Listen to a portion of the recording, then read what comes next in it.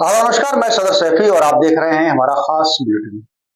ओवैसी का एक बड़ा बयान आया। उन्होंने कहा कि कब तक बकवास करते रहोगे। एसआईआर और ईवीएम को लेकर अखिलेश यादव पर ओवैसी ने अपनी भड़ास निकाली। बिहार विधानसभा चुनाव में 2025 में एनडीए की बम्पर जीत के बाद राजनीतिक बयानबाजी भी तेज हो गई है। एक तरफ महागठबंधन से जुड़े सपा प्रमुख अखिलेश यादव जैसे नेता अपनी हार का ठीकरा ईवीएम और एसआईआर पर फोड़ रहे हैं, तो वहीं दूसरी तरफ एआईएमआईएम प्रमुख असदुद्दीन ओवैसी जैसे नेता उनको नसीहत भी देते दिखाई दे रहा है। बिहार में ओवैसी की पार्टी ने 5 सीटें जीती। उन्होंने कहा कि मैं बिहार की जनता को एआईएमआईएम को वोट देने के लिए धन्यवाद देना चाहता हूं।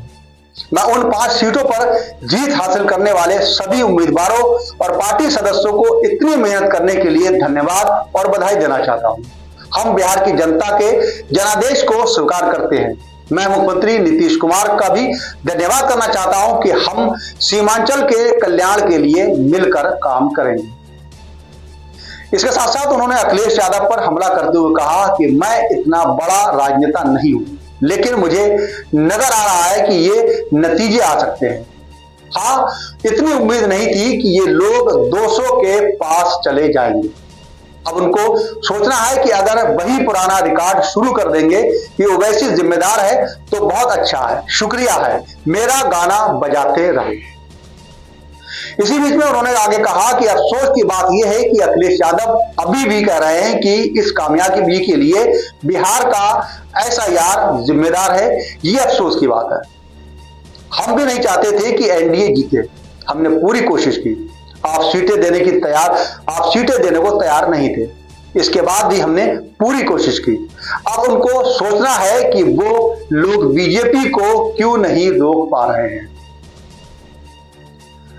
एआईएमआईएम के चीफ असदुद्दीन ओवैसी ने कहा कि अगर आप बाकी में कुछ सुधार करना चाहते हैं तो कब तक आप ईवीएम और एसआईआर के बारे में बकवास करते रहेंगे।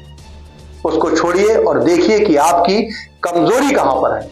अगर आप इस तरह से सोचते रहेंगे कि हम राजा हैं और जनता प्रजा है और वो वोट डालेगी, तो ऐसा नहीं होने वाला है। वो जमाना खत्म हो चुका है कि जिसमें राजा हुक्म देता था और प्रजा उनके इशारे पर खड़ी हो जाती थी। एआईएमआईएम चीफ असदुद्दीन ओवैसी ने शुक्रवार को कहा कि मैं बिहार की जनता का धन्यवाद करूंगा। उन्होंने एआईएम के उम्मीदवारों को विधानसभा चुनाव में जिताया है। बिहार में जो नतीजा है वह आवामी नतीजा है। हम उसे स्वीकार करते हैं। हमारी पार्टी की ओर से कोशिश होगी कि बिहार के साथ साथ सीमांचल में भी बाहर आए, वहां के लोगों के लिए स्कूल और अस्पताल बने। उन्होंने कहा कि यह सियासत है। मैं अपनी पार्टी को लेकर आगे बढ़ाना चाहता हूं। मैं किसी के इंतजार में नहीं रुक सकता। हम अपनी पार्टी को लेकर बिहार गए और हम उत्तर प्रदेश में भी काम कर रहे हैं। लोग समझते हैं कि मुझे गाली देकर अपने नंबर बढ़ा लेंगे। अपनी पार्टी में अच्छा है। अगर मुझे गाली देकर अपनी पार्टी में उनका कद बढ़ जाएगा तो उनके लिए यह बेहतर है।